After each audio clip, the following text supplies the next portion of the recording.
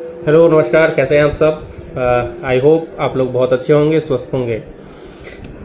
आज बात करने वाले हैं कि यूएस ईरान के ऊपर जो दोनों का जो मसला चल रहा था, बातचीत चल रही थी वॉर के लेकर के कि कुछ समझौते होने वाले हैं इस्लामाबाद में, वो कहीं ना कहीं फेल हो गया है।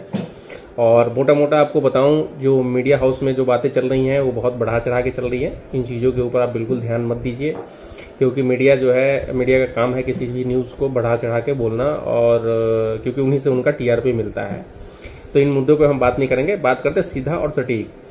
देखिए, उनका जो बात है, वो मध्यस्थता जो है, जो पाकिस्तान करवा रहा था, वो कहीं ना कहीं फेल हो गया। और ये फेल होना तय था, क्योंकि बहुत लोगों को ये पता था कि अमेरिका जिस तरीके से ईरान के ऊपर दबाव और प्रेशर बना रहा है, कहीं ना कहीं ईरान इन चीज़ों को मानेगा नहीं। हालांकि ईरानी मीडिया, देखिए, मैं मीडिया हाउस से क्या निकल के आया, ये न्यूज़ पे क्या चल रहा है, नहीं, मैं जो जेन्युइन है, जो वहाँ के एक मीडिया हाउस के जो रिपोर्ट्स हैं, जो जेन्युइन रिपोर्ट्स है, उसके आधार पे बात कर रहा हूँ कि जो वहाँ के मीडिया हाउस ने कहा है ईरान के, कि देखिए, हमारी बातें कुछ हद तक बन गई थी कुछ मुद्दे के ऊपर, और 2-3 मुद्दे ऐसे थे जिनके ऊपर उनकी बात नहीं बन पाई। अब देखिए, इसका इम्पैक्ट क्या होगा स्टॉक मार्केट के ऊपर। देखिए, बहुत सारे रील्स में, बहुत सारे जगह न्यूज़ ये फैलाई जा रही हैं कि मार्केट क्रैश हो जाएगा, मार्केट बिल्कुल ही डंप हो जाएगा। तो मैं आप लोगों को बिल्कुल ही सही बताऊं कि कुछ ऐसा होने वाला नहीं है। इसके पीछे रीज़न है। रीज़न क्या है कि देखिए, जिस समय अमेरिका और ईरान का जो सीज फायर हुआ भी था, उस समय भी आपने देखा होगा, उसके ठीक 24 घंटे भी नहीं बीते और कुछ जगहों पे वॉर ब्लास्ट्स और अटैक्स हो रहे थे। उसके बावजूद भी इंडियन स्टॉक मार्केट्स ने एक रैली दिखाई और नीचे से बहुत अच्छा ऊपर निकल के आया था। और आप लोगों को बताऊं कि ऊपर से जो मार्केट ने टॉप बनाया और जिस दिन से नीचे करेक्शन शुरू किया, वहां से जो नीचे का जो बॉटम है, वहां से अब तक निफ्टी 8.5% लगभग इंडेक्स बढ़ चुका है।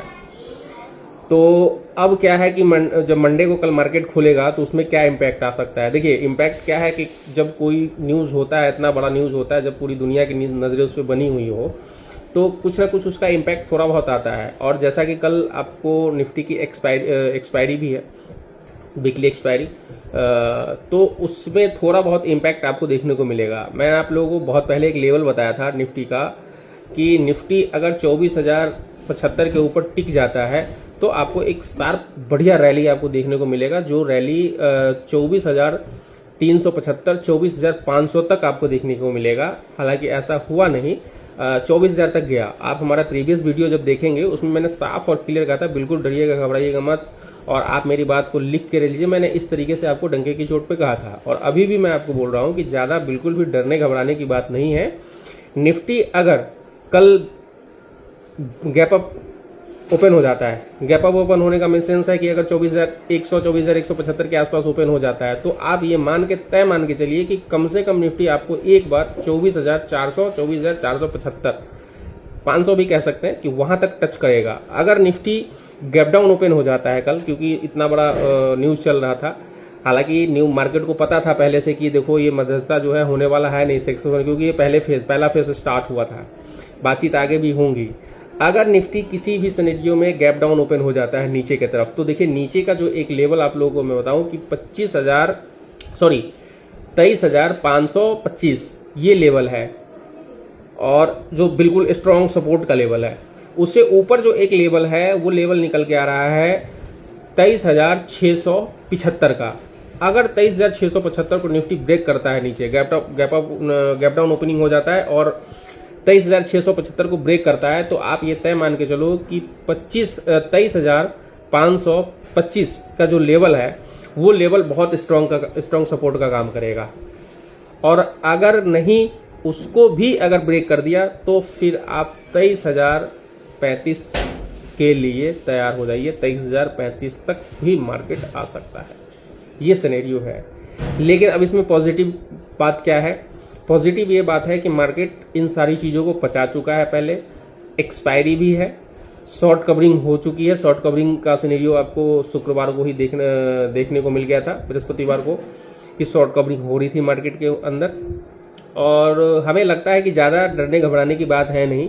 और अगर किसी ने ओवरनाइट पोजीशन अगर कोई लेके भी गए हो या बना के गए हो, तो उनको हैजिंग जरूर होगी उनके साथ। अगर हैजिंग नहीं है तो बिल्कुल मार्केट को थोड़ा सा देखिएगा, क्योंकि हो सकता है मार्केट में एक नीचे गैप डाउन दिखा के बहुत तगड़ा मार्केट फिर से शॉर्ट कवरिंग हो और रिकवरी के मूड में चला जाए। तो ये है, और आप लोगों को मैं बताऊं कि ये वीडियो सिर्फ एजुकेशनल पर्पज़ के लिए बनाया गया है। और आप लोग अगर हमें पहली बार देख रहे हैं तो मेरे फेसबुक आईडी को फॉलो कर लीजिए। आप लोगों को इसी तरीके की जानकारी हर हमेशा स्टॉक मार्केट से रिलेटेड मिलता रहेगा, और बिल्कुल डरिए मत, घबराइएगा मत। और बात रही जहाँ तक निवेशकों की, जो निवेशक हैं जो इन्वेस्टमेंट करना चाहते हैं अपने लॉन्ग टर्म, जिनका विजन लॉन्ग टर्म है, उनके लिए बहुत बेस्ट अपॉर्चुनिटी है अभी इन्वेस्ट करने का। और आप इन्वेस्ट कर सकते हैं अपने सलाहकार से सलाह लेकर के।